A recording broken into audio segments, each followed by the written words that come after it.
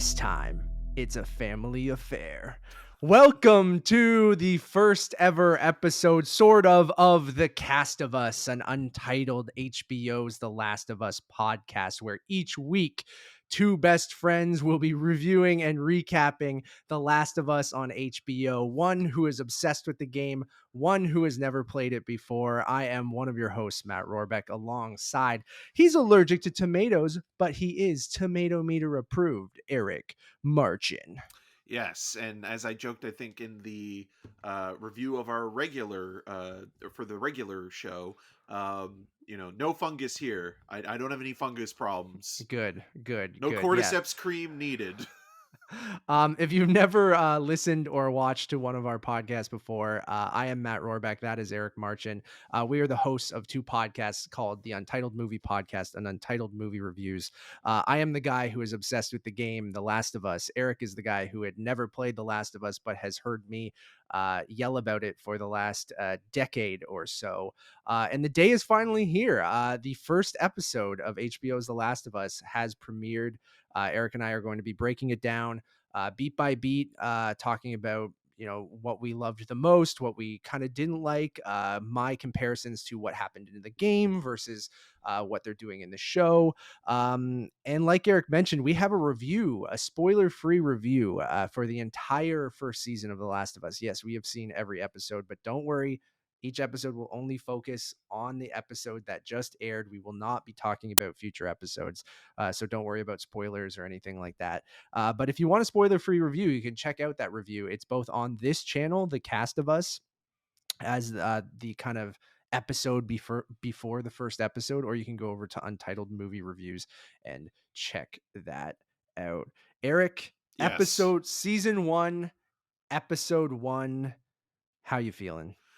I'm feeling good, Matt. I'm feeling ready to talk about this show and break it down. And as you mentioned, there will be no spoilers for future episodes, but we will be discussing the episode that is being reviewed. So, episode 1, we will be breaking it down beat by beat. So, if you have not watched it yet, please go do so and then It come just finished back. airing. It's on Crave Yes. in Canada. It's on HBO and HBO Max in the US. Please go watch it and then come back, and we're going to be breaking everything down. But if you're here, you probably just finished watching the episode, just like Eric and I have. I literally just finished moments ago, and we're recording this. I cannot wait to kind of get into it. Eric, how do you want to start this? Should we just start from the beginning? And do you want me to recap it? Do you want to go I think through you should be the man okay? to recap it, but I also want to wish you a happy Outbreak Day because that's where we're Yeah, starting.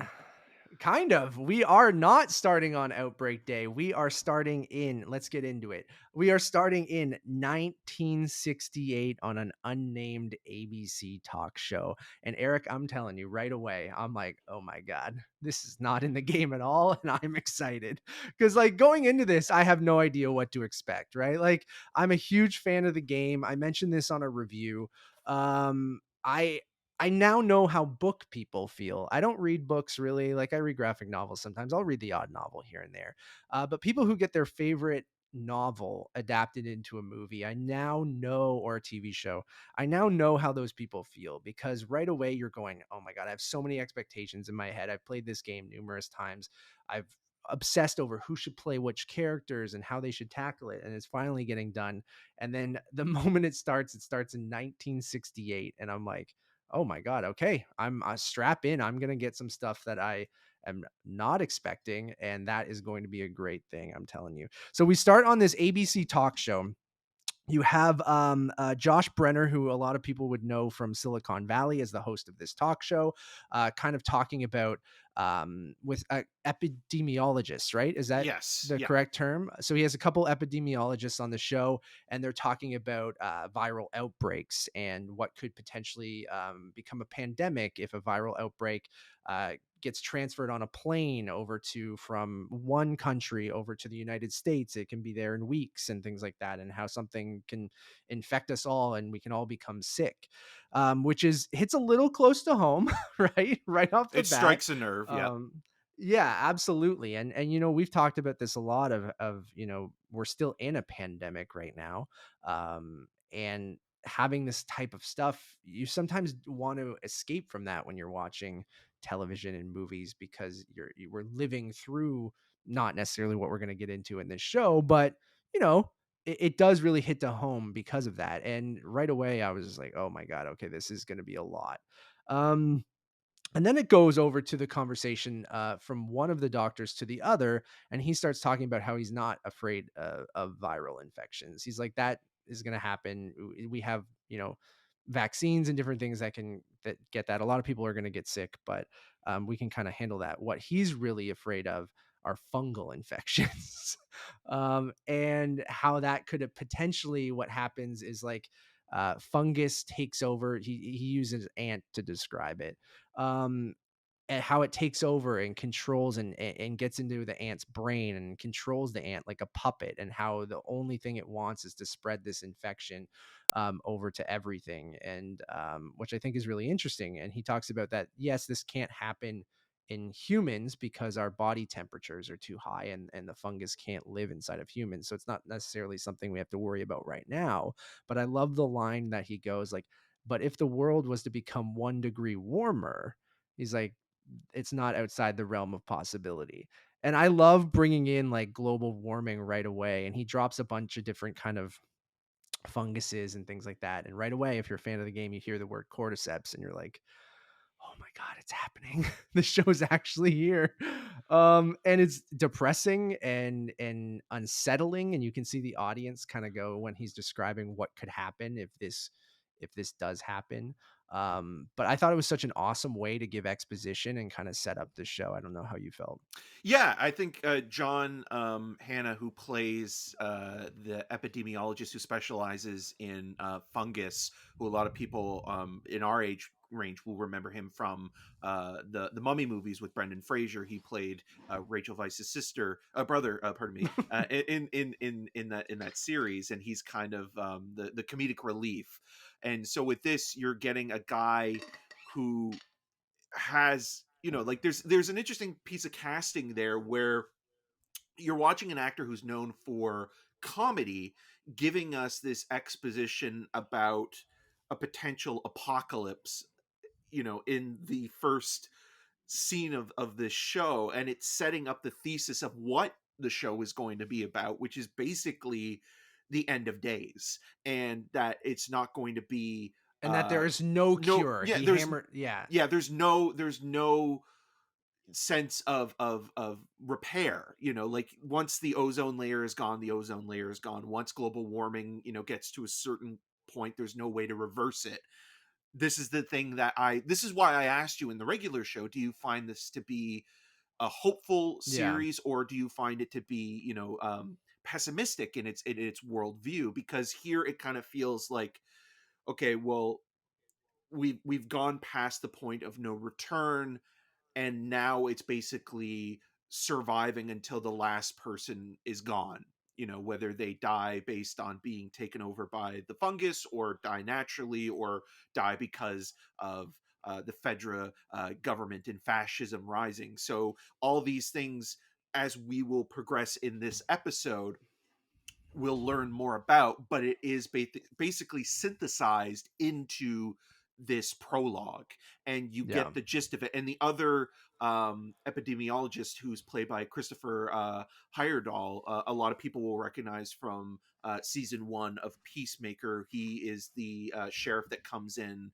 or the kind of one Yeah. covert agent that comes in and takes over the sheriff role. So it's just interesting that they're using two guys from HBO series, and then also an actor who's known for his comedic capabilities, to kind of set the stage for what Deliver is this really depressing kind yeah. of And everybody kind of at first laughing at the idea of, oh well, yeah. like, it's a mushroom, it's a Oh, a fungus, fungus it's is going to take over people's brains. And they talk about how, where LSD comes from, it's from fungus, and where penicillin comes from, it's from fungus, right? And these things that affect your brain or your body, or help kind of, basically he describes it as this fungus will take over your flesh with its own flesh, and kind of like, and then start using you like a puppet, like I mentioned, to just spread this kind of virus. So yeah, a really unsettling and cool way to start this, because in the game it kind of just drops you right into it, and I'll get to that point when we get to that point in the kind of breakdown. But I thought, yeah, a perfect way to kind of deliver exposition and kind of set up what's going to happen in this show in a really cool way. And then I also like the little pan to show that it was on ABC. I don't know, for me, like, who's played the game where nothing is like real, as something again we talked about in our review, like dropping those real world, whether it's product placement or real television like channels and things like that, kind of really grounds this to be like, oh, this is happening in our world and not the video game world, right? And I mentioned this on a review, like playing the game, there's always that kind of screen, even though you're playing it and you're part of the story and you're controlling Sarah and Joel throughout the game, is just like those little things that grounds it in our world and seeing real people. Like I like those little things like that, just the subtle thing of, or not very subtle, but the ABC logo on the camera. I really like that. So now after a wonderful HBO style Last of Us credit sequence, which is like the one thing connecting, I feel like a lot of the HBO shows, is like you can tell when it's an HBO title sequence. I don't know. Like I know most television title sequences kind of look similar now because I think everyone's kind of taken that HBO style, but hearing Gustavo Santaolalla's score with this kind of, it's very similar to the opening of the video game too, where you kind of see the cordyceps virus spreading across the US and the world, and it's really kind of cool looking, and in the way that they showcase the fungus growing on everything with the credits coming on. I thought it was a really dope opening credits sequence that I hope no one skips. Don't skip the opening credits in any TV show. Come on. Yes. Um, Unless you're watching them for review purposes because some of them aren't finished and it says first and Sure. last name. Sure. Yeah. That was understanding for us, but we're watching the finished versions now for these breakdowns.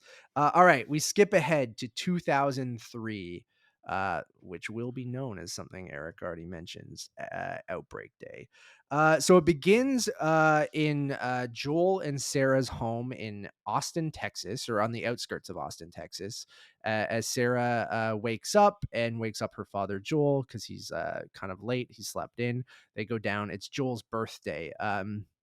Joel goes to, or Sarah goes to look for pancake mix, and there's no pancake mix.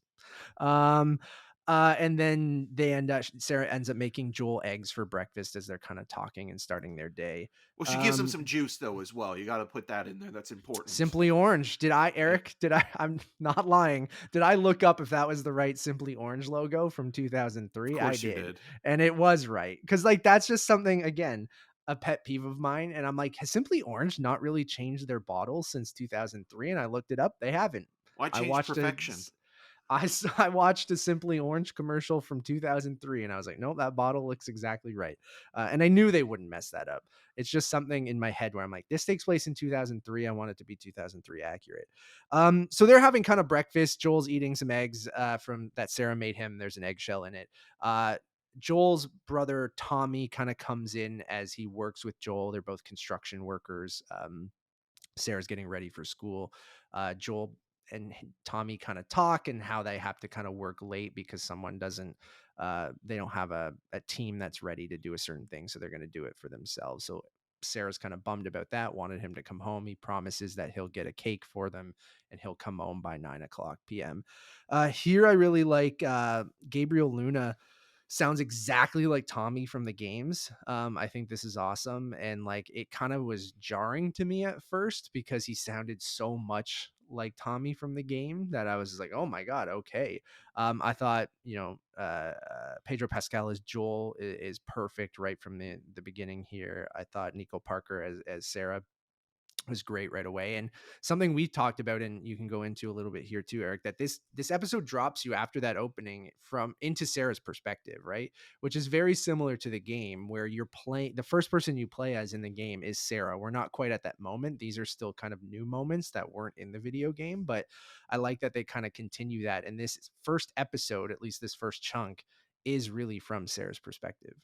Yeah, and I think also in that first sequence when everybody's getting ready to go to work and school, you get the dynamic of the family and how it works. You know, you Yeah, see Sarah as kind of the most responsible and most of the three. independent of Yeah, the three, and she's also the most considerate of both her uncle and her father. And you have, Joel as someone who is kind of the breadwinner of the family, the one that is kind of, you know, responsible in the sense that he's maintaining a job and he's always working, but he's putting other things aside, and not maybe considering even something as celebratory as a birthday as something that needs yeah, to be done. And then Tommy, mm, as you get in this first scene, kind of seems almost to be the black sheep of the family in the way that, he's kind of hanging on to Joel and always kind of working alongside him, and, running a little bit later behind compared to the other two. And so with that, you're getting this dynamic that is being presented to you in this opening scene of the three in a very kind of, conventional setting in a kitchen, and just a dynamic between them all. And I think that that is really important in establishing the just the feeling that you will have in this moment of what is going to be lost as we move into, Outbreak Day. later, Yeah, yeah, outbreak day, but also into this episode and in the series as a whole, where, yeah, the conventional norm is something that is going to be lost here. And it's just fascinating to think about, again, how you're watching this scene, and Pedro Pascal as an actor because obviously Game of Thrones and The Mandalorian. But while watching this, you think, "Oh, have I been advertised the wrong show?" Because you are thinking that it is Nico Parker's show. It really does feel like this is Sarah's story, as we are, beginning to get hints of the outbreak. There's an important moment here, you to hear them on the radio, right? yes, talking Yeah, about Jakarta in Indonesia. And that is something that I think people, keep that, little tidbit and hold on to that because it might be a reference down the line that you'll need. But yeah, those little things as well, I think, are so important to, like, okay, there's something off, like, yes. even though that this is a day like no other. Again, like, time is something that this show, I think, as a whole is fixated on. We see the alarm clock waking up in the morning and getting ready, and, hearing the radio talk about something going on in, Distressing news in Jakarta. Yeah, yeah, in a place that they're unfamiliar with. I mean, they even talk, where is Jakarta, like and the Sarah's the ignorance only of one that knows. of Yeah, America. Yeah, and again, yeah, that goes to how Sarah is kind of the most empathetic one of the three, and she's the one that's kind of, basically keeping things together in a way, and she's the one that holds the glue and the fortress down. So, watching this, you're thinking to yourself, okay, like, is there some, like, just again, like, if you've never played the game, you're yeah. thinking, oh, I think this is Sarah. How much of And I Sarah think is it's going such to a be a part smart of it? I think it's such a smart way for this episode to do this leading up to obviously you guys have all watched this episode, what happens later, and we'll get there. So they all kind of leave because Joel and Tommy have to go to work and Sarah has to go to school. There's an interaction with their neighbors, the Adlers, right? The Adlers, Yeah, yes. the Adlers, their neighbors. Obviously, Sarah is goes there after school when Joel isn't home yet from work, so she goes over in there and hangs out with the Adlers, which is a an elderly woman who is wheelchair bound and sick, and it seems like her husband is taking care of her, and then they have a caretaker who's also there that might be their daughter, I think, right? They don't necessarily say, but it's just their neighbors live next door, and it's an elderly woman and her husband. So there's a conversation there. You can tell Sarah doesn't really want to go over there, but Joel's kind of like, "Oh, you go deal with them. I don't want to have to talk to them." There's a joke about the Atkins diet, which I Oh, I think is a got that written funny down. it's a funny 2003 thing, right? Yeah. Like, it's just those little things I'm on that the kind of Atkin place you diet. in time. Yeah, that place you in time because they mentioned that they're gonna make them biscuits and things like that, and then, Joel uses the Atkins diet as an excuse of, "I can't have the biscuits, I can't go over to your house." Um, so I thought that was a funny moment, and what I like about this is that it kind of, I like that it introduces you to these neighbors and get to know them a little bit before what happens later, because in the game that isn't the case at all. So that is kind of a change that I think is, and you'll see throughout, this episode for sure, that they've added stuff that I think actually adds depth to side characters and things like that, which is important moving forward. I just So want to go I back also quickly like, because there's one yeah, thing that we please, yeah. didn't talk about that I do think is important. Um, there's a scene early on before I think even the kitchen scene or in that first sequence where Oh, it's we right have after. I know what you're right talking after where about. we Yeah, have Sarah go through Joel's drawer to get grab a money watch. and a watch, and she also looks at his pocket knife, and I think that that's Yeah. important for Sarah's story and sort of what she's going to be doing in this episode. So yeah. Yes. Thank you for that. Yes. So that's right before they go outside and have this interaction with the neighbors. I like that, just the thing showing that Tommy is a combat veteran. The bumper sticker. The bumper sticker, just to kind of, again, that exposition through little kind of things that is obviously the camera pans down and shows you that, but it isn't necessarily spoon feeding it through just like lazy exposition. It's just kind of giving you little kind of, character building kind of things in the storytelling there. Yeah, Desert Sarah's Storm vet. yeah. That's what it says on Uh, there. Yeah. Sarah is at school. Some people are coughing. There's some weird stuff going outside. So, like Eric said, like everything feels a bit off on this day. But Sarah quickly finishes school, or she skips out early. Something important to mention here, two things. They're working on their grammar. And Sure. there is one shot that I do think that is important that also again reminds you of the period that you're in. There is a shot of George W. Bush's face. Yeah. And again, like, this is 2 years after 9/11, 9/11. So right? yeah, you got to So think, like, it reminded me of War of the Worlds came out in 2003 as well, right? I thought it was The Steve 2005 because it was the Was it same that year as much later? music I thought it as was. Munich. Oh, maybe I'm wrong. I just knew that it was soon after 9/11. And I could see everyone in this time period being very paranoid Yeah. about the time period, because it's only 2 years after 9/11. So you have people asking when we get to that point, like, is it terrorist, if things like that. So Especially if it's in a red um state as well, right? yes. Yeah, that's absolutely true.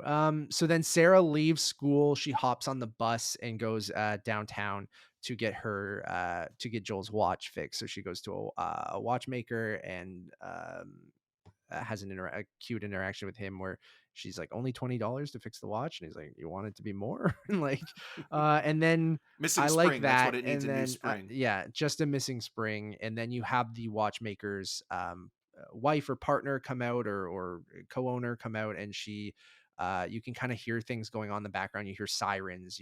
I think Sarah, when she stepped out of school as well, saw the military jets fly over as well, right? Yeah.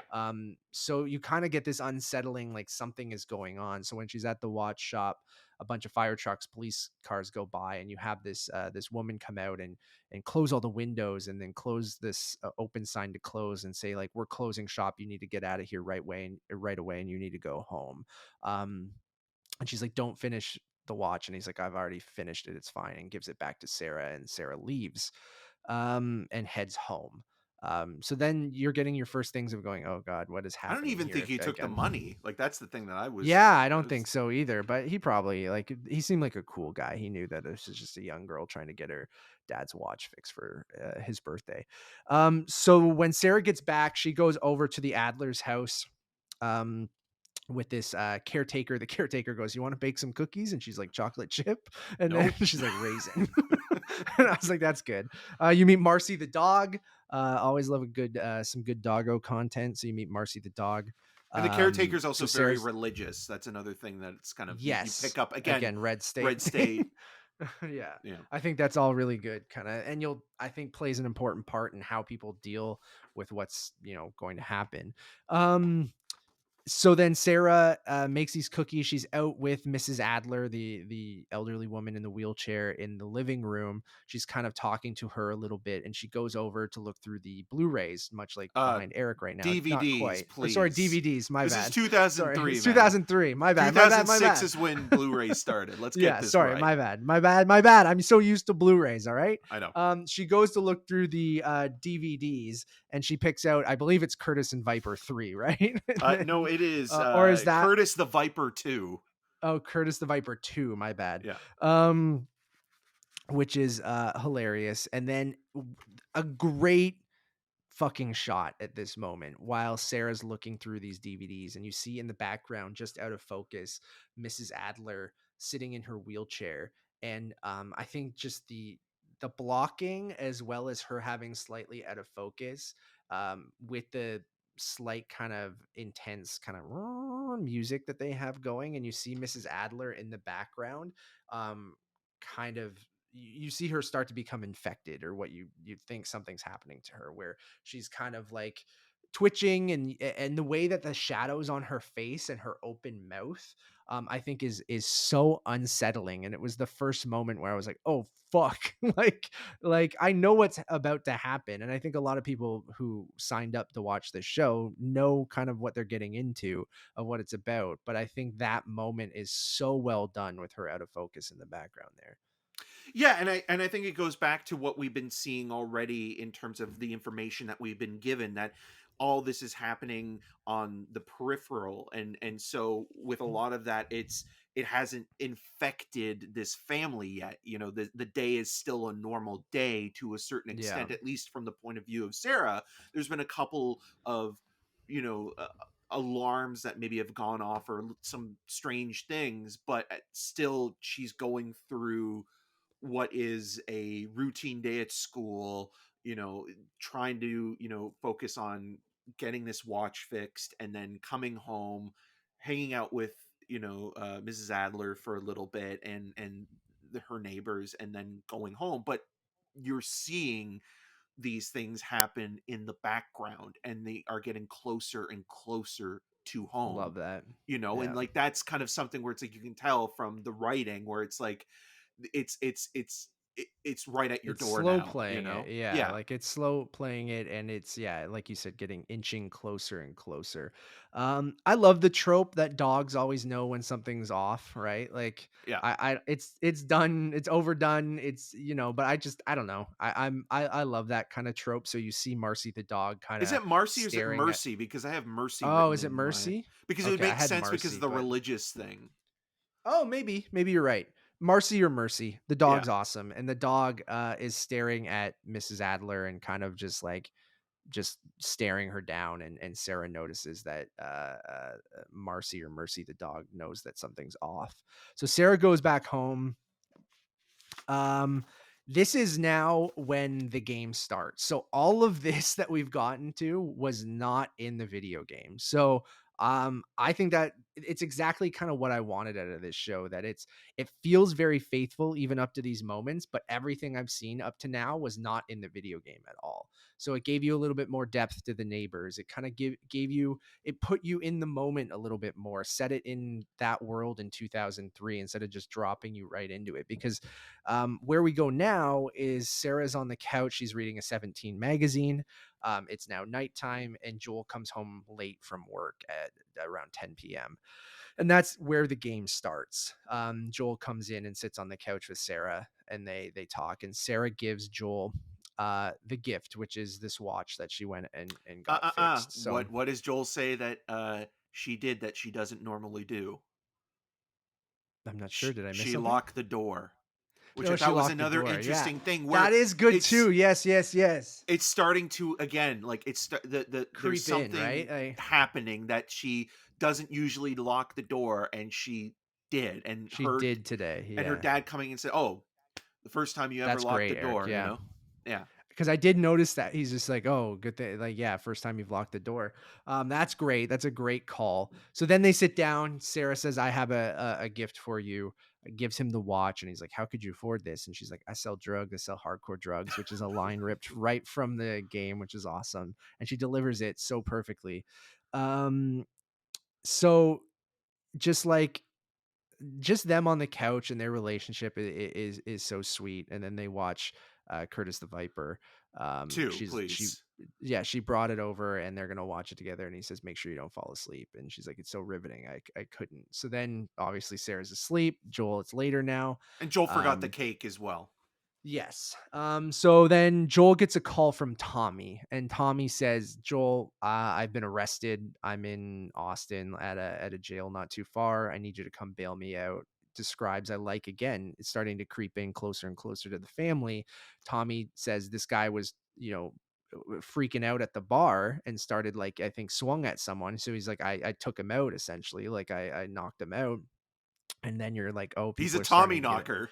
Yeah.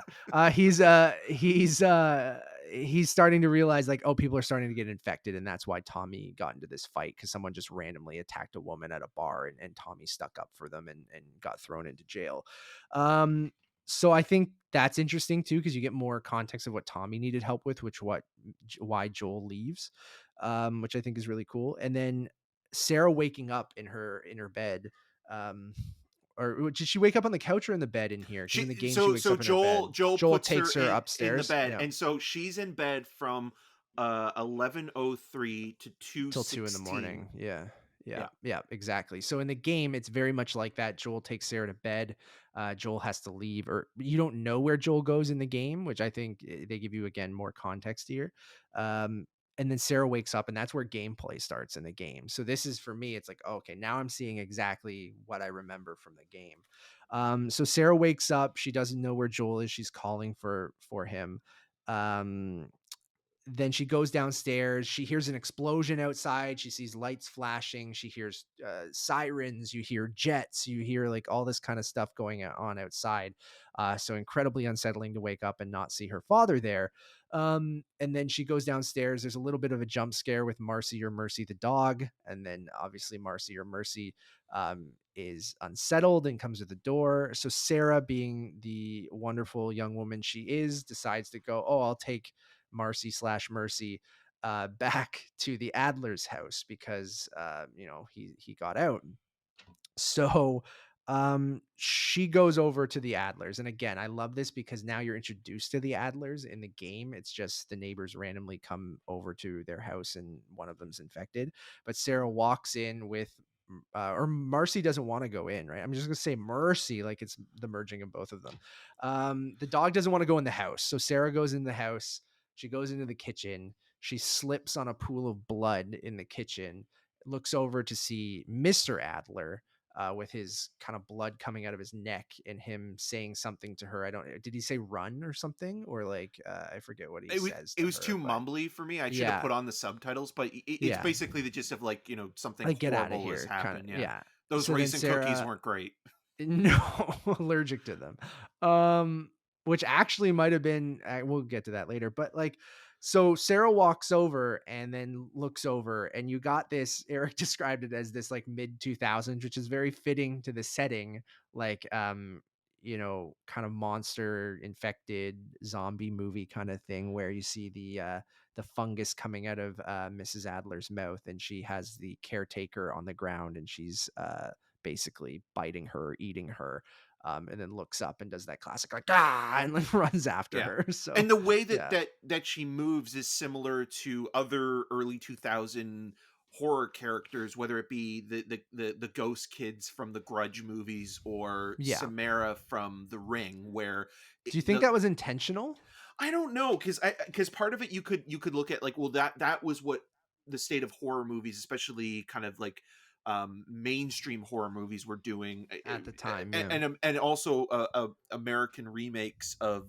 Japanese films, yeah, mentioning those two specifically.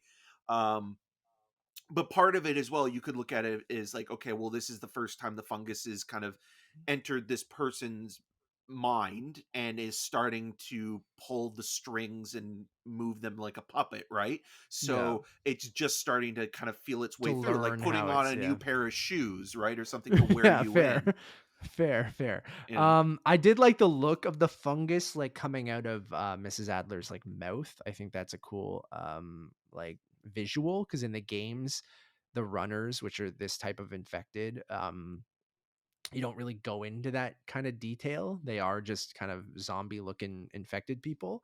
But they are not zombies. They are infected, everyone. They are not zombies. This will be the last time I'm calling them zombies. This will be the last of us telling you that. No, it's closer to like George Romero's The Crazies or 28 Days Later, right? Where Yeah. like when you become infected, it's almost more like you're like you have rabies or something like that. Like Yeah. instead of because you're Zombies is not the dead, you're easiest way not to dead. yes. Zombies is the easiest way to describe it to someone who doesn't know the concept, but it is, yeah, it's trying to be more rooted in reality, a little bit. Obviously Like it's your choice of not, words there, hopefully. rooted in reality. Uh, so then Sarah runs out of the house. Again, in the video game, if people want to know the differences. Oh, Eric Oh, almost runners in Eric's house. yeah. Um, in the video game, their neighbors, the Coopers, Joel runs away from them and goes into their house, and the Coopers, Joel has to kill one of them in their home, and you don't really know the Coopers at all in the game. So again, I like what they did here. So Sarah leaves the house. Joel and Tommy pull up. As the Adlers or Mrs. Adler is chasing after Sarah, Joel's like, "You got to get in the car right now." They see Mrs. Adler come out. They don't know what to do. Joel just fucking takes a wrench to her head as she runs after them. Their neighbors from the other side of the street, I forget her name, but like Joel Tells them to tells go them to go back in the inside house. Yeah. and get out of here. Like just lock the door and go inside. Sarah gets in the car. Joel jumps back in with Tommy. They pull out of their street and drive away, and you kind of see. They hit the Adlers as they are leaving because Mr. Adler comes out and the caretaker, I believe, or it's Mrs. Adler as well. And then they kind of not run them over, but they hit them with their truck as they're driving away. So the neighbor across the street, hear her yell, "Joel, what are you doing?" And then goes into the middle of the street, and then she gets attacked by the Adlers. And then this next sequence is a kind of not a one shot, but like a long shot of Sarah, Joel, and Tommy in the truck driving from their suburban kind of area into the city of Austin, trying to figure out where they need to go to get out of here. This is ripped straight from the game. So that farmhouse on fire was an iconic kind of moment in the games. And basically, in the games, it's that shot you see in the show from the back seat, but you're kind of from Sarah's point of view, right? Because you're playing as Sarah at this moment in the game, and you can kind of control the camera to go basically 360 in the game. So I really liked how they took that and adapted that in this sequence because it felt ripped straight from the games, but then also had this visceral kind of POV kind of nature to Sarah's perspective, like we keep bringing up that it is very much her episode at this point. And this is also the sequence that reminded me the most of Children of Men, where you have these characters in the car, and in Children of Men you had Clive Owen and Julianne Moore's character in that car that was rigged in a way that the camera was inside the car, so it'd do a 360 turn around and kind Yeah. of maneuver with the actors as they were performing and delivering their lines, and it being quote unquote a single take as well. Obviously it didn't last as long as this does, but This one kinda cuts back and forth, forth, yeah. yeah. But and it's almost like it's like once you get into moments of danger, because they're trying to escape suburbia and merge onto the highway. Everybody's taking the highway, so they try to cut Mhm. through a field. And what's interesting about this moment as well, in terms of how Sarah's feeling, Sarah is now kind of getting caught up with what's going on. We're hearing the national alerts and things like that on the radio, Yeah. and what's She and asks if it's terrorists or something like yeah, that and too, what which she's does set also you in that afraid of tone. is that she's afraid she might have already been infected, because she Because she spent mentions time with the Adlers, right? in the city, because Yeah. every that's I think another thing that's going to be really important here is that it happens, the infection sort of spreads in densely It's more populated areas concentrated, yeah. first. So those Exactly. are key things that it's giving you information as we'll move on into the series, but here it's already setting that up really well. And again, it's easy exposition when you have somebody turn on a radio or TV or something Yeah. like that, because you can just kind of get it in one go. But it adds to the character's kind of nerves in that moment, because she is unsure of her own health, and whether or not she's infected. And that also very much reminds you of The Thing, right, where it's like you're not sure Yeah. if you're still you. Yeah, I love that. The one thing we missed on the drive is there's a family at the side of the road Yes. that is asking for help. It's a mother, a father, and a young child. And Tommy's like, they have a kid, and Sarah's also like, we need to help them. And then Joel, I like this moment because it's showing Joel's kind of not brutalness, but his like drive to be like, I need to protect my family and I can't risk it by helping other people. Like I can't risk it because I don't know if they're infected. I don't know what's that someone else will come. We need to focus about ourselves right now. And they drive right past them, or Joel makes them drive right past them, which is that first moment of like, damn, like you gotta in this world there aren't necessarily right or wrong decisions. Like, our morals tell us we should help that family, but when those rules go out the window and you're just trying to survive, what do you do in those moments, right? And that's a big thing Eric and I talked about in our review. And I think a big part of this show is like, what do you do to survive or save the ones that you love, right? Like you have to make really hard decisions that could be horrific to other people. So I think that's interesting, showing him right away say like, we're not helping that child, we're not helping that family, we're continuing on. um the other thing I wanted to point out on the movie theater, did you notice this, Eric? It said Midnight Madness on Yes. the marquee. I thought that was great. Shout out to Peter Kaplowski and Tiff's Midnight Madness.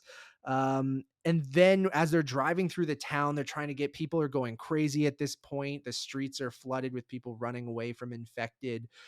You see planes driving over them, trying to emergency land because they probably can't land at the airport. It's just absolute chaos in Austin as they're trying to get through. So they have to pull down a side street.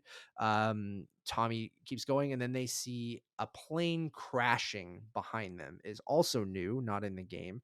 Um, there might have been plane crashes, but like the way that this happens with the plane crashing in the middle of downtown, and then a part of the plane flying off and hitting their car, causing a car accident. In the game, I believe they just get sideswiped. So I thought that was an interesting and crazy way to kind of show them and the chaos of all of this. Stop me at any point if there's Yeah, something you want to I talk about, think this Eric. this is important as well because not in terms of just the themes and the tone of the show, but it's also it's giving you a sense that HBO is putting the same amount of effort into adapting this in the same way that they would Game of Thrones or one of their bigger Yeah, a series, lot of and that is money. going to be set pieces throughout. Even though this is it's still a very sparse program, and you have two central leads, but there's still going to be a lot of action and development, and when it's used, it's going to be used to kind of help progress the story. And I think that this scene kind of gives you that in terms of showing you the chaos of what Outbreak Day was and how quickly it spread, and It how happened, yeah. it turns everybody against each other. And as you mentioned, with Joel protecting his own first, and how it becomes a fend for yourself kind of situation. Yeah. Great call. Yeah, the budget is wild. That plane crash looked fantastic. All of the production design, which I'll talk about over and over again, I think is great. Both on its own and both how it kind of takes locations from the game and feels exactly like those moments that I played. I think it's really, really impressive. We're almost done this kind of it's like the second epilogue to the show. I feel like this show has two epilogues. So the car crashes. You wake up still from Sarah's perspective. She's pinned in the car. Her leg is pinned down. You hear Joel yelling for her. Joel helps Sarah out of the car. Sarah says like, my ankle, it's either broken or I can't walk on it. And then you see another car, a police sheriff's car, crash into their car, not pinning, but trapping Joel and Sarah on the other side where Tommy can't get to them. You're seeing infected eat each other on the streets, essentially, or like infect other people on the streets. Just utter mayhem. So Tommy says, you just need to take Sarah. You need to run. I'll meet you by the river. So Joel picks up Sarah, runs with her through a storefront and trying to get down to the river. He is then stopped by a member of the military who stops Joel and Sarah. He tells them, "Hey, we're not infected. We're not infected. I'm just trying to get my daughter out of here." You hear the military man speak on his radio. What I like about this show, and will continue, especially in the next sequence after this, when we jump ahead, is like I love that you can kind of just get based on character reactions and what they're doing of what they're trying to say. Like they're not you don't hear someone on the other side of the radio go be like, take them out. Like you get it based on their like just on their reactions and how he reacts going, excuse me, sir. Like what do you want me to do? And then like you see Because him he's pull as up his shocked gun and you can as what tell he's going to because try he's to probably do. doesn't yeah, he has no idea what's happening either. So obviously he gets the call saying like if you think anyone's infected, you need to take them out, right? And with Shoot to Sarah's kill. ankle, if Sarah's ankle being hurt, like they probably think she might have been bitten. So the military man shoots at Joel and Sarah. Joel turns away, falls down kind of a hill. Um, and it is has been shot, and you have the guy come up and he's about to execute Joel. Joel has been wounded, and then the military man gets headshotted by Tommy. So Tommy comes to save the day. And then at this moment, you get a moment that destroyed me in the games multiple times. I have played through this moment, but something about seeing this moment with two really great actors just absolutely destroyed me. You have Joel look over and see that Sarah has been shot in the stomach, and just a great kind of performance from Nico Parker, right? Yeah. And just the way that she's panting and you can tell that she's been fatally wounded, I think is just such a heartbreaking moment. You have Joel go over to Sarah and hold her in his arms and say it's going to be okay, it's going to be okay. But the way that she's kind of panting, and the way he's moving her, and like every time he just moves her in an inch, and the way that he says sorry to her, and like, I know baby, like I'm so sorry, like I just thought it was so well done. And like I knew this moment was coming. You know what, like even if you've seen some of the trailers, you kind of know that Sarah's not a huge part of this show unless they're kind of trying to mislead you, right? Like if you know nothing about this, and then to your point, Eric, when you're dropped in from Sarah's POV, you're kind of like, oh, is this not what I expected? But it's all leading to this moment where Joel ultimately loses his daughter, and it's not to one of the infected, it's to someone contracted by the government. And it's such a heartbreaking scene, and I think it was executed so well. Yeah, and Nico Parker's performance, I think, even though it's only in her work here is only in this first episode and in this first half, you understand Joel and the performance that Pedro Pascal is giving, partly in terms of that morning and not being able to completely get over it as we move into the next section. And I think with her work here, her presence, the character's presence, is felt throughout the rest of this season, and you understand who this character is in just a very short amount of time, and you kind of are completely left as emotionally devastated as Joel is by this loss, and you kind of feel like you have lost a main character in this story, having gone through what Joel has just done, and to the point where you also realize that this is where the Joel's watch has stopped. So that's going to be important moving forward as well, where like he hasn't been able to move past this one moment, and that he's kind of been frozen in time since Outbreak Day, really. Did you jump ahead, or you just talked about her death? I was just talking about her Yeah. death, and I was talking about the watch, and talking about Yeah. how the Man. characters, react so to Yeah, it. I thought that, again, like I said, that performance was amazing, and something I mentioned this to you, that like maybe this is something was obvious in the games that maybe I just wasn't thinking of, but yeah, Joel's watch being broken in that moment is going to be an important part of this series, and just like to me, it's like that is the moment his daughter died, right? Like time stopped at that moment, and it's a reminder to him at the exact moment she took her last breath. So it's just like, man, it was a heavy moment, and it's just sets the show up being like, man, this is gonna be a tough watch at times, but hopefully fulfilling. And you'd think the episode is done at that point. We're 48 minutes in, but no, this is a feature length episode of the It, show. it's an unflinching start to this Yeah. perilous journey ahead. Episode one really does hit the ground because Druckmann and Mazin don't hold back, and you kind of understand that this show is not, it's not going to be in the same vein as The Walking Dead or Game of Thrones, where it's necessarily cashing in on, you know, bringing out characters that we'll get to know for a little bit of time and then killing them off in a horrible way. It's bringing you into a situation that is so um tumultuous and turbulent that when you connect with these people, good or bad, and what they do in order to survive, because it's very much a gray zone. We're understanding that there was a time when they were human, Yeah. and because of that, I think that opening, that this first half of this show really does set the stage for what is to come. Absolutely. So we fade to black and then we get the 20 years later. So we are now in 2023, putting us in the present. We are now in Boston in a quarantine zone, or on the outskirts of a quarantine zone. We see a young boy um, walk up with holding a Fedra patch, with long hair and kind of tattered clothes, walk up to the gates of this quarantine zone. And we'll talk about it more, but I wrote a note down being like that gate at this quarantine zone having that big sign that says welcome above it, I think is so ironic and unsettling.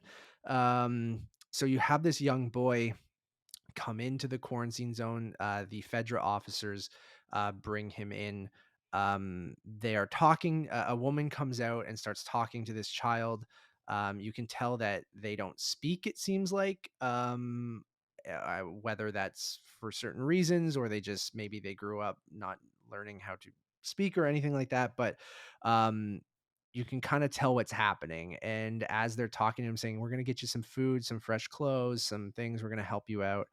You see someone come up behind him and take his what looks like a temperature reader, but it's kind of like you'll learn later that it's how they detect if someone's infected or not.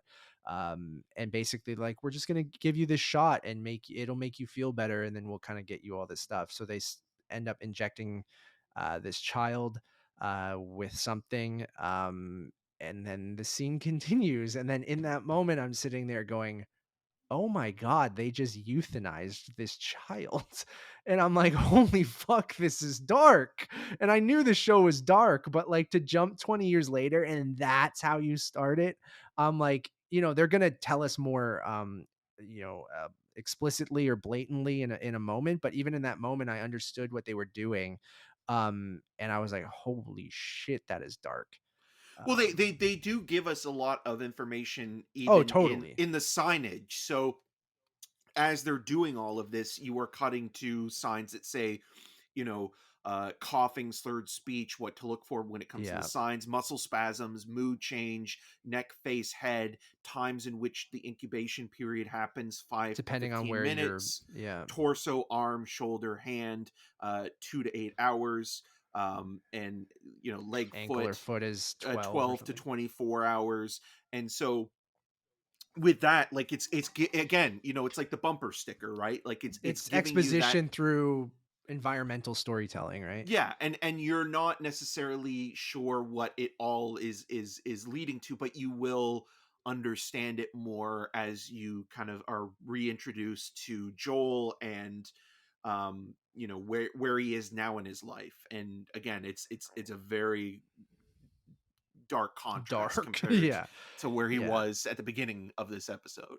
So yeah, you see that the scanner was red. They inject the child, all those things like Eric mentioned as well. So it cuts to, and I also like him holding the Fedra patch because it just also shows that he went there thinking they would help him, right? Like, Yeah. and I think that's a important thing for this show of what Fedra is and what the government has become and the fascism that Eric has talked about frequently.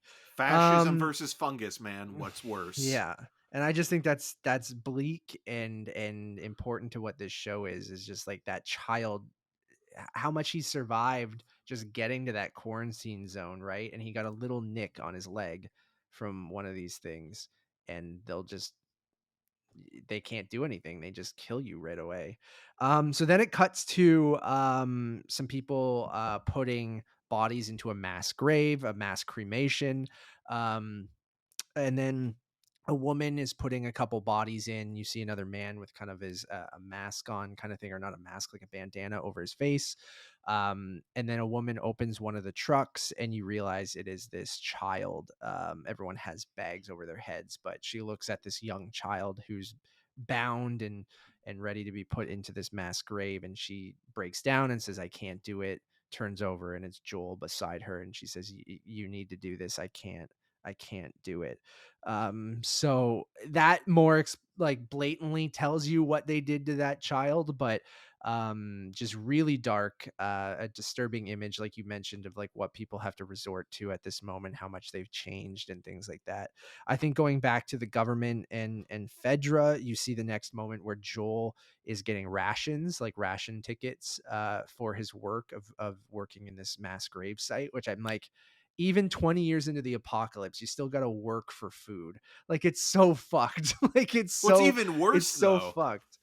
because again, Um, there's this quality of that everything you like, it's not just food anymore. It's like every aspect of your life you have to pay for, or like, yeah. it's just so fascinating that the world has ended essentially, and yet we're trying to rebuild the government or Yeah. the worst parts of humanity and bring that back instead of, Yeah, you trying need to work something for new. food, you need to work for all these things, you still need to fucking work. It's not like a and, that's gonna be an interesting thing moving forward too, about the communism versus, fascism and all this kinda stuff of, like, 20 years into the apocalypse and the government still making you work at a cleaning crew or a mass grave site just so you can fucking eat. It's wild.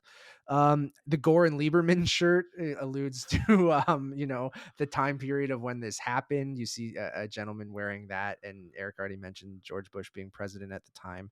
Um, so I love the production value in the Quarantine Zone. It goes back to what you mentioned of like the money that they're pouring into the show. Shot in Calgary. Shout out to Calgary in Canada. The whole show is kind of shot there, but like the production on this is wild, and like a lot of it is CG, but that mix of CG and practical kind of sets built and special effects, I think is really really kind of cool. And then I think like what we said is like it's showing how Joel has kind of adapted and changed in this new world over the last 20 years, right? Like we have him meeting with a Fedra agent, and you realize that Joel is now a smuggler. So Joel, for the last 20 years, has been smuggling things in and out of the quarantine zone. So whether it's drugs or booze or whatever, He's a Joel has regular been Han Solo. yeah, yeah. So I just like that. And like even that interaction with the Fedra officer where he's kind of making deals with him to give him Oxycontin or things like that. Like he's like basically makes a comment of like, you've done worse or you've done some horrible things. So just kind of planting those seeds for Joel's character, as well as like talking about where the drugs were made. And they said in Atlanta that the government has a factory that only makes drugs and bullets, which I think, like to your point again, of like we're 20 years into the world ending, but the US government is still making bullets. So it's really fucked up. Where do we go from this? We I move also over want to to quickly tests mention with now, the right? money, Yeah. because this is important as well, because Joel is putting together enough funds to buy a car engine, right? Car battery. Car battery, Battery. pardon Yeah. me. Yeah, car engine. A car battery, and so he's also willing to take the worst jobs possible in order to make the most money he can in a short amount of Because he wants to time. go find Tommy. Yeah. Because he doesn't know where Tommy He's is. been He's missing for like, 3 weeks yeah, in Wyoming. I have that written yeah. down. But the money though as well, or the ration cards reminded me of Monopoly money a little bit. They did the colors in the paper, right? Yeah. Like, I do see that. So then we flash over to and are introduced to a new character named Tess. She is being held kind of captive by Robert and his cronies. She's obviously been beaten up. Robert is the guy that they are supposed to buy this battery off of. he says he doesn't have the battery, or he's taken the battery and he's also going to sell it to someone else. So he's trying to get money from Tess and Joel and also trying to sell it to someone else. So Tess is kind of going back and forth saying how she's not going to tell Joel, blah, blah, blah, blah, blah. And at that moment, as she's being held captive, the wall is exploded from beside of her, taking out the two men. Robert leaves, and then you realize it's a group called the Fireflies, which are a kind of how would you describe the Fireflies, Eric? Like they're kind They're of kind like of a rebellion, right? Like freedom if fighters, yeah, rebellion, yeah, yeah. and they're, That I mean, again, like if you're looking at this from an extremist point of view, like I could see the conservative sort of look at this would be like they're kind of almost like Antifa or something like that, Antifa, yeah, where yeah, I like they're thought that trying to too, yeah. usurp the government in a way, but also it's like, again, we'll learn about them because in a lot of ways when you see a rebel group, you think like, I mean, I mentioned the Han Solo joke, but you think like they're the ones that are going to defy the empire, or you know, the repressive regime. Not so quickly, you know, like, and that I think is really interesting as well in terms of what you're willing to do for the greater good, and what the Fireflies represent and what Fedra represents, and what Joel is kind of caught in between in terms of his story arc. And so when we're looking at that, we're seeing again the worst parts of humanity, even when humanity is trying to salvage what's left. Yeah. So this is all pretty similar to the game. Like they've kind of changed things around to make it work for television better, but it's mostly pretty much how the game goes.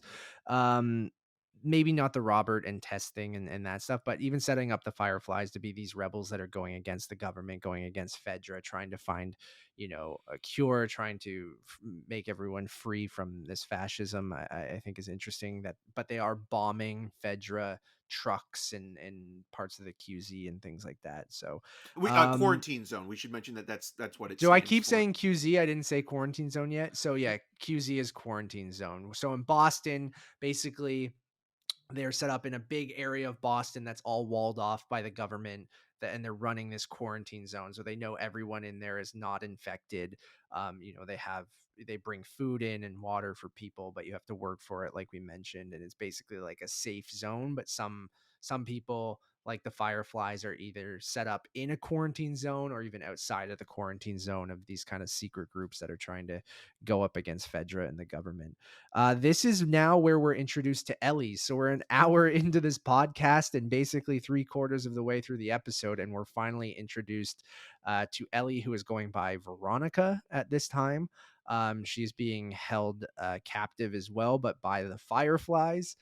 They're doing some tests on her as she's being kind of a smartass and telling them to fuck off and things like that. And so Bella Ramsey as Ellie, I mentioned in our review that it took me a second to kind of get on board with Bella Ramsey, but I said she had the essence of Ellie throughout this whole show, and By Calvin Klein. eventually owned the role. I think this second time watching this episode and this series so far, I was so much more in because I got to remove my expectations and remove what my comparisons to the game and Ashley Johnson's performance and how Ellie looks in the game and things like that. So um I really enjoyed her performance, and she felt like Ellie right away to me this second watch. So just by the way that she's interacting with the Fireflies and things like that. So she's doing some tests of counting to 10, holding her hand out, and you realize that it's because um, she has been bitten, and they're trying to make sure that she isn't going to turn because it's now been a few days since she was bitten, and that everyone is surprised that she hasn't turned into an infected yet, or hasn't become fully infected. So that's why she's chained up. That's why they're kind of monitoring her, and as well as making her do these tests. Anything on that moment, Eric, before we move Yeah, on? I think in terms of performance, like again, I'm not familiar with Ellie from the video game, so I'm looking at it from the point of view of not just performance but character, and I do Hmm. think it does take a little bit of time It does, to yeah. for her to grow on you like a fungus, because the character is so much of a smart aleck and can be a little obnoxious, in terms of being kind of again a form of comedic relief, or Yeah. always having to interject, a defense mechanism of using comedy as a way to kind of cope with what's going on. And so with that, like, especially because she's a younger character, and you have someone who she's going to be paired off with that is more kind of stoic and introspective and quiet. And again, like, the personalities at first, it's a lot of kind of shortcuts with, it's like the classic western tropes where you get Yeah. the one person who's more the Clint Eastwood type, that's kind of cool, Direct calm, reference to Clint collected. Eastwood at Yeah, one and point. kind of removed from the world that they're in now, because they've gone through so much and they're kind of a shell of their former selves.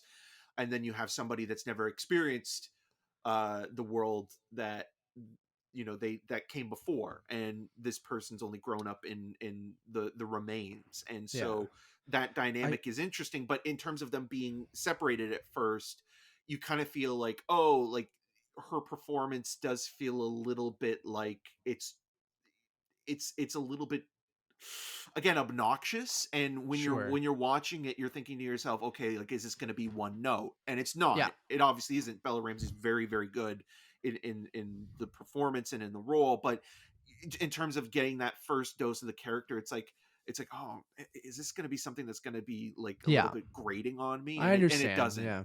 No, yeah, for sure. And I found myself the second time kind of liking the comedic relief in a sense, or her playful personality, in the sense you mentioned it, that she grew up after, she doesn't know the world that came before it, right? So I feel like she doesn't take things as seriously as maybe a Joel or a Tess or someone, Marlene, who are about to meet or something like that, who grew up before the world went to shit, right? Like, she doesn't know what she's missing or what she lost, essentially, because she didn't lose it. She just grew up in this world. So that innocence, in the sense of like, that lets her have those smart alecky kind of comments and things, I enjoyed more the second time around, because I found myself going like, oh, it kind of makes sense that she wouldn't, necessarily be so like, oh my God, we need to fix all this because of what we lost. And she kind of just doesn't take things as seriously, and I kind of liked that. But there's that introduction. Then we go back over to Joel, who visits what I call Radio Guy. I don't know if he ever got a name, but um Joel visits Radio Guy. Well, he goes to the Radio Shack, let's call it. He meets up with this guy. He skips a line. There's a lineup of people. He kind of just goes to the front and goes right in, and talks to this guy who seems like, I love that they're setting up all these different like personalities of like what their role is in the quarantine zone, and that kind of smuggler community, or kind of the underground kind of thing that Fedra might not know about, or maybe they do, I'm not sure. But he seems like the radio guy, so you go to him and like pay him to use his radios or something like that. Even though, or maybe he has higher frequency radios, right? So like, you see that Joel has a radio, which we'll go over He's Geek soon as Squad, well. basically.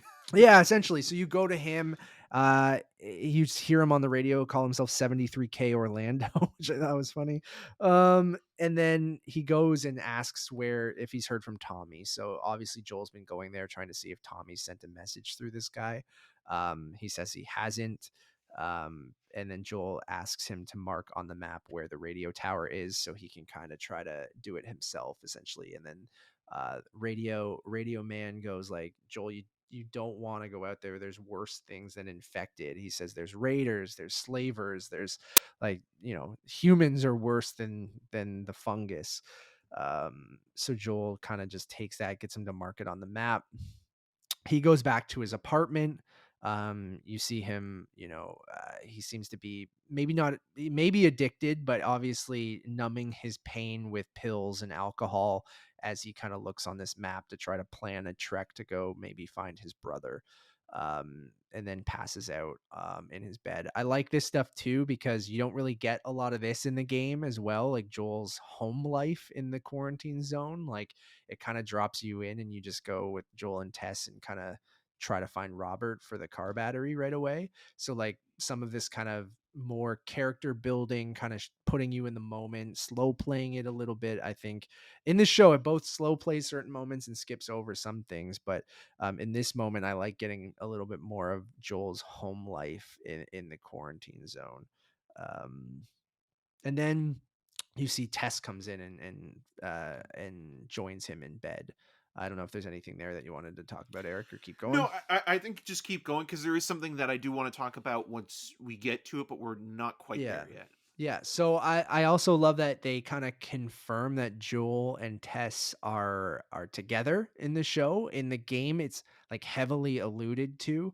But you don't get any of that home life stuff, right? Like you see that they care about one another, but you almost seem like they're more business partners in the game rather than, like alluded to that there might be some romantic stuff happening there, but it doesn't really go into it. Where here it kind of like they're living together, it seems like they are together in this, and that and I kind of like that you get a little bit more because of I just like that. I don't know, this show, especially in this first episode, and you'll see throughout the series, like the way that they bring depth to some of the other characters that aren't Joel and Ellie, I think is really kind of unexpected and great what they do with some of these characters. But I think Joel Then and Tess's relationship is still something of there's a mutual benefit because yes, of them living in a world yes, where there isn't much option in terms of relationships, and it kind of yeah. feels like if this world didn't exist and they were in, because Joel is a widower, right? So It seems or like we don't know what happened with his wife, but, but if the world was, you know, wasn't as it is, these two characters would not be might together, not. Yeah, probably you know. not. Tess would be in Detroit and Joel would be in Texas. Um, then we go over and we get our introduction to Marlene. Um, so Marlene, played by Merle Dandridge, who also played Marlene in the game, which I think is really cool. We get Marlene come in, and we get a sequence at, I might have skipped over, or is this the one where, no, this is where she's talking to the Firefly group in their kind of headquarters thing, right? Talking about that they have this young girl and why she's important. I don't think they explicitly say in that moment why Ellie's important, but it's alluded to the other characters why she's important and why they need to take her to this other Firefly group. Um, and so you realize that Marlene is the leader of this of the Boston Fireflies, and one of the kind of higher ranks in the Fireflies. Pretty good scene of introduction to Marlene. The one thing I think is a little goofy and video gamey is the Fireflies logo on the wall, and I know they make reference to it that we're just spray paint if we don't actually do something. Um, but that's the most video gamey production design thing, that like who's taking a stencil in their headquarters and going like, this is important, we need to put the Fireflies logo in this room. Like it seems, I kind of get it from the perspective of once they leave there, to leave their mark of like once Fedra comes through and they see that the Fireflies have infiltrated, this is where they were the whole time. And like maybe it's like, we were here, motherfuckers, which is a word used multiple times in this. So I can kind of see it from that standpoint. Um, but I still think it's a little silly looking. I don't know if you felt the same way. Yeah, I think like it would work. It works in the sense of like maybe if you had somebody do it like without a stencil and it was just kind of like a very Yeah. rudimentary version that was almost Yes. more like graffiti or something like that, and no one is maybe exactly the same, but it kind of gives you, okay, like you can still put two and two together that it's the same symbol, but it's not maybe done by even the same person. But it is silly thinking about like, oh, they're going to be, like traveling into dangerous territory and moving from, one zone to Yo, did you another. pack the stencil though? Don't let it rip. Don't let it rip, man. As long as we Like, have this stencil, it's like they forget it back in their previous camp. It's like we gotta go back for it. yeah, that's a whole nother spin-off series of the Fireflies having The to get their Firefly stencil. stencils. Like that was the one thing where I like your idea of it being kind of more rudimentary, and I like that they're like spray painting it, like it's like when you're lost in the darkness, look for the light. Yeah. That stuff looks rudimentary, but then you got the like flashy ass stencil Firefly logo, and I'm It's like, like, are how they many gonna of these, sell you like a like, shirt or something like in between, like trying to they do, usurp like the in the game they government? have like dog tags and shit, which like I get it, you're making it like an organization, and the dog tags are mostly because you like collect them, they're like collectibles. um But I'm like, where are they getting the materials to print these dog tags? And like, I guess you make like a stamp kind of thing. It's not that hard, but I mean, I guess, but who's spending the time to do this? I guess when you're trying to start an organization though, branding is important. So I don't know. You want to convince people. I just thought that was, if I'm going to criticize something, I'm like, I don't love that. I get how that works in a video game, and that's being very nitpicky because obviously everything else is been very, very good um in But I this. And think this there is kind of some leads. truth to that because again, like what like are you spending that much time worrying about, your corporate synergy over, what the purpose of this I group gotta eat is? tomorrow, bro. I don't want to care about this stencil. Like I'm just starving. That leads perfectly into this next moment where Tess is meeting with one of Robert or someone who knows where Robert is and things like that. Joel's kind of waiting in this area. A guy walks up to him and says one of the lines like, look, blah blah blah blah blah, and he's like one of the Firefly's slogans to try to recruit people. Yeah. And I like that Joel says, if you say look into the light, I'm gonna break your goddamn jaw. Like, so I like that it's just like he knows Tommy was part of the Fireflies at one point, and he just is like, you just leave me the fuck alone. Um, so then Marlene then meets with Ellie and has a conversation with her. You get a reference to Ellie's friend Riley, and that is going to serve like a greater purpose. And you find out that Marlene basically knows who Ellie is, has known her since a child. She was a child. There's a funny moment of Ellie asking like, "What are you, my mom?" And then she's like, "Do I look like your mom?" And she's like, "You don't." And just a good moment between Marlene and Ellie, and Marlene telling Ellie that you're very, very important and we need to get you to this group of Fireflies. Stop I me at did any think at time, Eric, one if there's point that something. Marlene Yeah. was gonna like take a chair and like, sit in it in a way where it's Yeah. like you're Backwards. Yeah. like, yeah, I'm gonna talk to you like I'm a teacher or politician or Yeah. something. It's like, Yeah. here's Yeah. what's going on here. But it Yeah. is also Have just you seen interesting our cool stencils on the wall? Come on. because again, for a character moment, it shows that Marlene's not afraid of Ellie in the sense of like Ellie, is she gives her the key to unlock herself and like Oh yeah. sits down next to her when Ellie is kind of threatening her and like again like it shows you like there's a way of convincing somebody through emotional manipulation to get somebody to do something. Yeah. So then Tess and Joel head out to try to find Robert. They go into a building. This is when we get that first visual of the infected kind of growing on the wall. So like at a point where, Annihilation. I wrote yeah, annihilation yeah, down. yeah. Which Annihilation maybe got it from The Last of Us. Um, I love that visual. It's such a cool kind of thing. So it's like almost when the infected is now dead, the fungus just grows into the earth and the wall. And it's just a really creepy, unsettling kind of visuals. So I thought that was kind of cool as they make their way through there. We then see that Robert was trying to sell the battery that he was going to sell to Joel and Tess to Marlene and the Fireflies. So uh Tess and Joel see some of Robert's men who are dead. They go into a building. They find more dead people. They see the battery, which was shit anyway. So he was trying to sell two people shitty batteries just to steal money off of them. What con Obviously, a that, gun. Robert? Yeah, obviously uh a gunfight ensued, and you see that Robert has been killed and his men have been killed. You find that Marlene is there with one of her Fireflies, like the second in command, and Marlene's been shot. The second in command, her ear has been shot off, and then Ellie runs out of the another room to kind of tackle Joel. Joel throws her to the side, and then he starts talking to uh, Marlene. So this is the first interaction between Joel and Ellie, which I really love. And I want to go back to Robert's death quickly because this is something that I found interesting with this episode as well.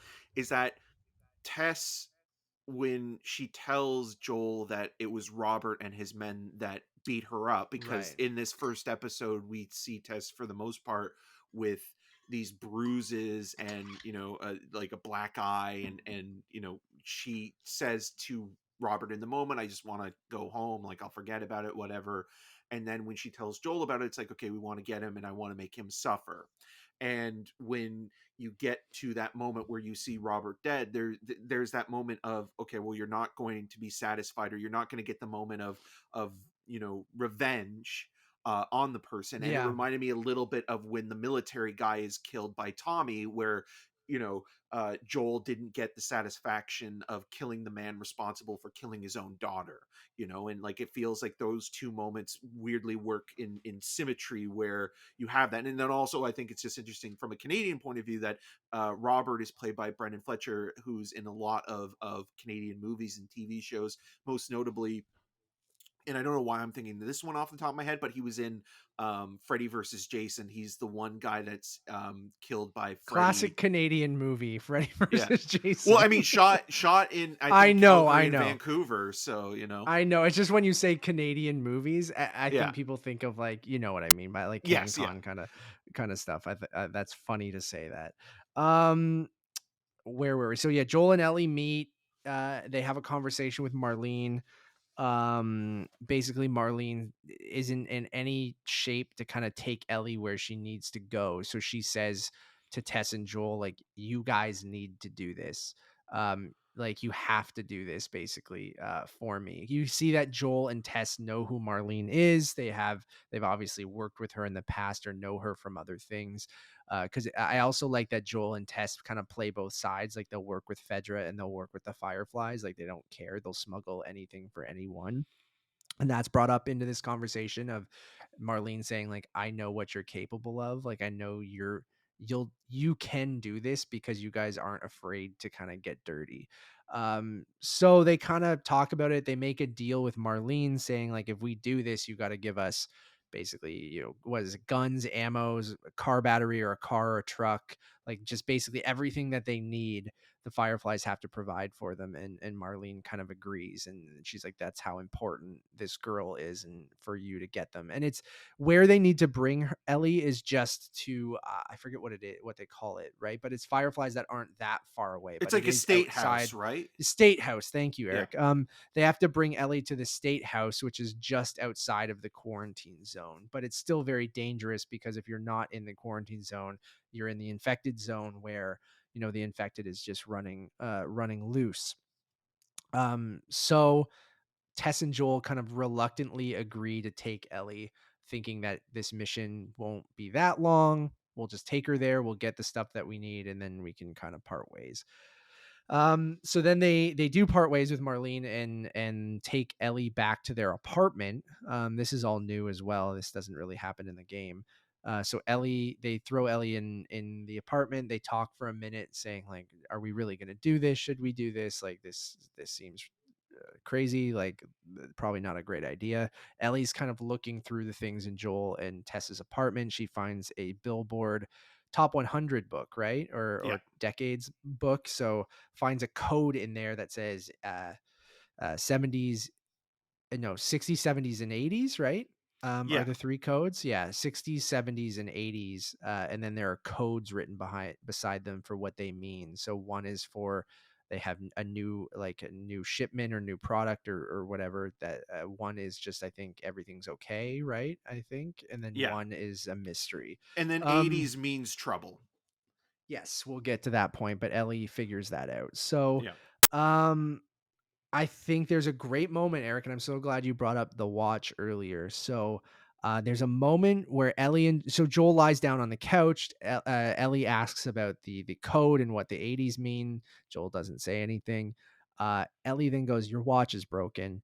And then you see the look in Joel's eyes as he looks down at that broken watch, like we mentioned, right? And like, this is when I guess they just didn't hammer it home in the same way, or I never thought about it in this way when I played the game of that, like, oh yeah, that would be the exact moment his daughter died. And it's like forever on his left hand.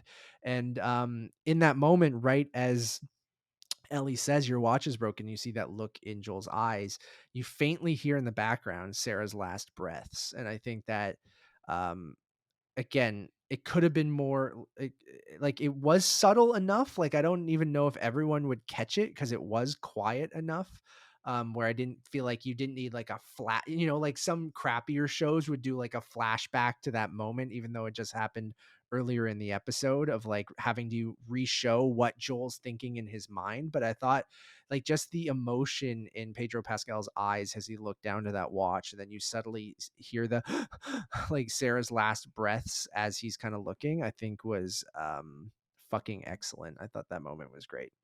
Um Ellie does break the code by asking Joel, what song does she reference again? Is it Wham's Wham's? Yeah. "Wake Me Up Before You Go Go." Yes, yes, thank you. So she references like because Joel goes, "Oh, what song was playing?" Because Ellie's like, "Oh, so the radio came on," and she starts doing the lyrics to "Wake Me Up Before You Go Go," and he seems like rattled by it, and she's like, "Oh, so '80s means trouble," and I thought that was great of showing how Ellie thinks and how smart she is, and you can see Joel being like caught off guard that she figured that out so quickly. Um, so then we go to Joel, Ellie, and Tess sneaking out of the quarantine zone. This is when I wrote that note about that big welcome sign by the QZ, because you get a good shot of that as they're kind of crawling out of the ground.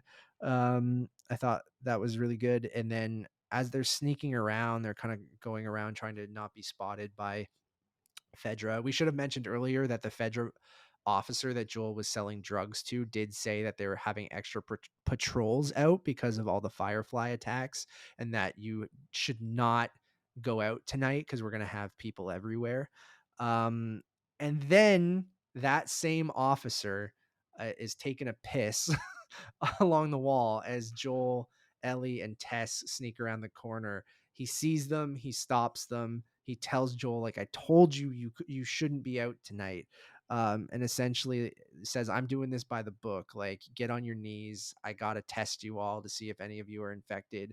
And Joel and Tess are like, what the fuck are you doing, man? We've worked with you before. We'll just pay you off. We'll give you half of what we make off of this deal. At one point, they say, we'll give you everything we make off of this deal, just because they want to avoid him testing Ellie, who at that point they don't even know. Ellie knows, but Tess and Joel do not know that Ellie has been bit and is infected, but is not showing symptoms of anything. Well, because Marlene Um, tells Ellie earlier, right? You can't yes, tell anybody this because as tell soon as you anyone. Yeah. do, you'll be killed. Yeah, basically. So then the officer tests Joel. They both come back green. He tests Ellie, and Ellie stabs him in the leg. A fight kind of ensues. Joel steps in front of Ellie to kind of protect her from this Fedra agent because he's pointing his gun at her. Um, and then again, you kind of, without it blatantly flashing back, I don't think it does, but you kind of get the sense that Joel is envisioning, or I think it does briefly flash It back to does, the yeah. officer. Yeah. Which is, so it is a little bit more in your face in this moment, but it does briefly flash back and show you the military man, as I call him, pointing his gun at Sarah. And then Joel kind of goes berserk and murders this man with his bare fists. So just caves his face in with his fists. Um, and that's kind of, like it's just this intense moment. And then Tess and Joel then or Tess then picks up the kind of tester and sees that it's red and sees that Ellie is infected, or seemingly infected, as Joel is still reeling from murdering this man with his bare hands. Looks over to her and she has to go, I can't believe I'm telling the first people that I meet when I'm not supposed to, and tells them that she was bit days ago, and has not turned yet. She is fine. She has some scarring on her arm, but it seems like it stops immediately after that.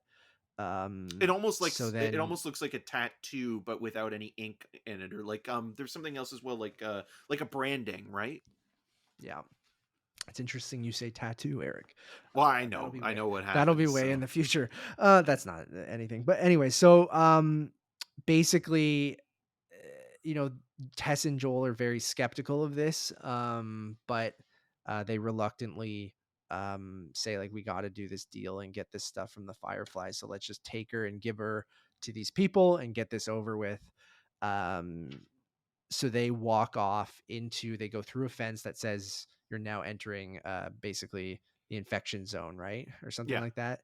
And then they walk as Never Let Me Down Again plays as they walk into, oh, you go cut to the radio and Never Let Me Down Again starts playing Yeah. by Depeche Mode. And then being an 80s song. And you basically see them walk out into the kind of destroyed city of Boston that's all been bombed and things like that as Which looks Depeche like the Mode Maze plays. Runner. It does, yeah. Which it looks like the video game The Last of Us, Eric, okay? Well, Like, no, no, no. What I I'm know. saying is, I think what Is like Maze Runner took it people from like Last of Alex Us, yeah. Garland and Wes Ball have Yeah. taken huge influences from the game and put it Oh, into you're even their seeing that. Is works. Wes Ball the guy that's doing the new Planet of the Apes movie? Yeah. Yeah, and even that one image that they took, for the new Planet of the Apes movie looks like Last of Us, so I guess good choice. But I love that use of cutting to the radio and using Depeche Mode and then walking out, and we talked a little bit in our review of how great the licensed soundtrack, for HBO shows, but also specifically for Last of Us, because that's something that's utilized in the second game, but not so much in the first game, but it's such a perfect way to be like, "Oh, you're entering danger," right? Like, it's such great storytelling of Ellie figuring out that code, the song coming on the radio as they walk out, and then the first episode of The Last of Us concludes. Eric, any final thoughts on those last moments? Yeah, I just wrote down in the last moments that Fedra again, being a dictatorship, a fascist regime, also weirdly reminded me of Eastern Europe and the Iron Curtain at that time period. And then when they're going out into the wilderness, it weirdly also reminded me of Tarkovsky's Stalker, where like you're Yeah. entering sort of like this weird unknown zone that you could end up in kind of a surrealist state. And especially everything that we're seeing in this first episode, we're only seeing from the point of view of these characters that are experiencing it, from the first time in the first half, or have experienced it in the second, but we haven't ourselves experienced the full weight of what is going on in this world yet. Yeah. We're still early on, where we haven't really stepped into the darkness. We haven't really stepped into what's going to be the danger, and what the kind of, I guess, the supernatural aspect of it, or the science fiction aspect of it is. We've only gotten the human side of it for the most part, with, again, little bits of horror kind of baked into this episode. And I'm going to repeat this because it's also, I'm not going to sugarcoat this is my Rotten Tomatoes quote. Literally, this is it: an unflinching start to a perilous journey ahead. Episode 1 hits the ground running because Druckmann and Mazin don't hold back, and this episode really doesn't. Like, it really is telling you everything that this show is Love it. going to be. And with that, I think we're in for one very dark journey into the heart of darkness. So Yeah, man. Can't wait for talk about next week's episode. I thought this was a fantastic first episode, being 120 minutes, basically feature length. like yeah, Petite Maman is shorter than this movie, and that's a feature. And we basically got a feature length Last of Us movie there's pancakes almost. in that And too. They make pancakes in that. they do.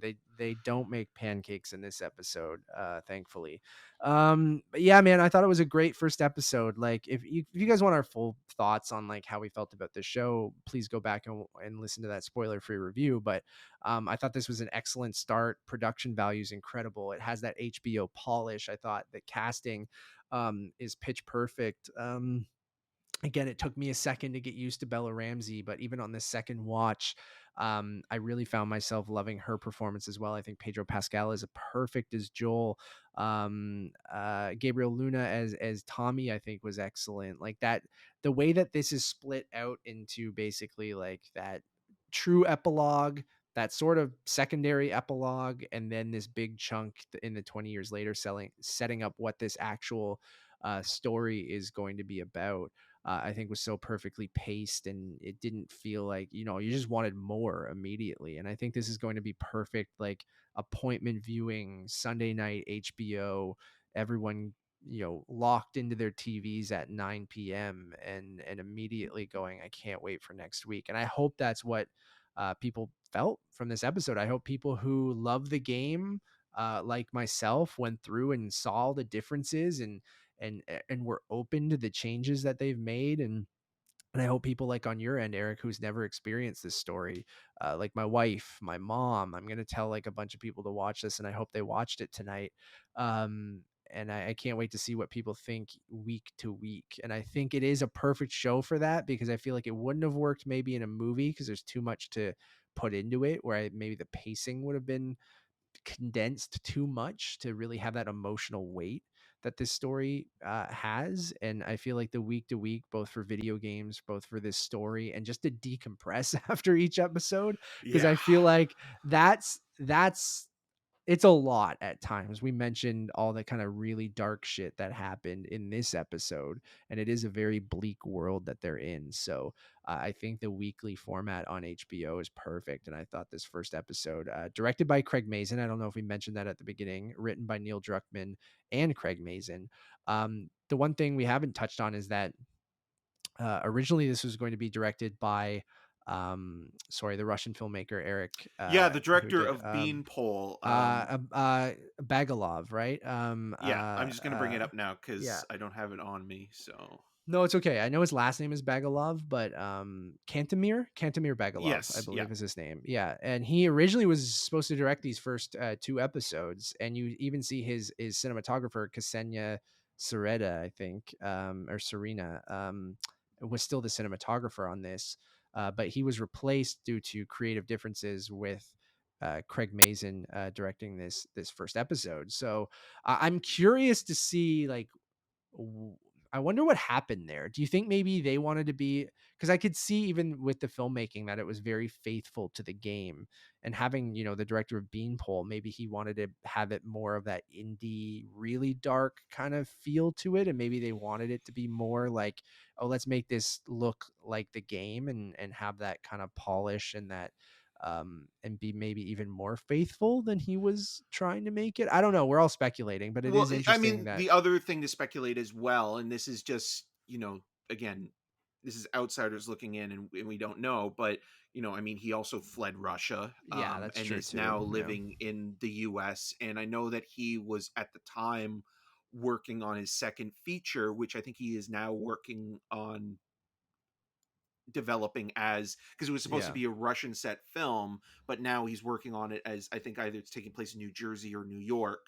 I Interesting. believe the title of it's called Butterfly Jam, and Ari Aster is an executive producer on it. So um, maybe that as well, kind of where it was like, I'm just not, I want to focus on something that's mine, and like I'm just not interested in anything else right now. And and again, maybe just having to leave his country and come here and seek asylum and what have you. Maybe that was a part of it. So there's a lot going on, but there will be episodes that we will talk about where there are filmmakers that you wouldn't necessarily expect to direct episodes of an HBO show. It's not the stock HBO director. It's not the Tim They Van have a couple of Pattens. those people, but they Yeah, do but have there's still some people that are not kind of your quintessential choices to direct a mainstream TV show, which I think is saying something about what the ambition of a season's worth of television like this is trying to attempt, which yeah, is again kind of going for the tone that it's not going to cater to conventional norms. And I think that that is absolutely. actually very exciting. Yeah, I'm so glad this first episode lived up to my very lofty expectations and even exceeded those, which I couldn't have even dreamed of. So, thank you all for listening or watching. I hope you guys also enjoyed this show. If you've listened to us for the last hour and a half, I'm assuming you either enjoyed that first episode or maybe you didn't and wanted to hear what people thought about breaking it down scene by scene. We're going to do this every Sunday. Sunday. Hopefully, I mean, knock on wood, we are going to do it every single Sunday at 10 p.m. right after the episode airs. You can come right back here to the Cast of Us, an untitled HBO Last of Us podcast, and hear Eric and myself break down the episode scene by scene. We will be back next Sunday for episode 2, which is called Infected. I don't think I talked about what the title of this episode was when I No, maybe want to forget, mention but that. it's okay. We'll do it in every following episode. I'll mention what Yeah. the episode titles are. This is a new show, everyone. But if you like this, we do a couple other shows that we would love for you guys to go check out. They are called the Untitled Movie Podcast and Untitled Movie Reviews.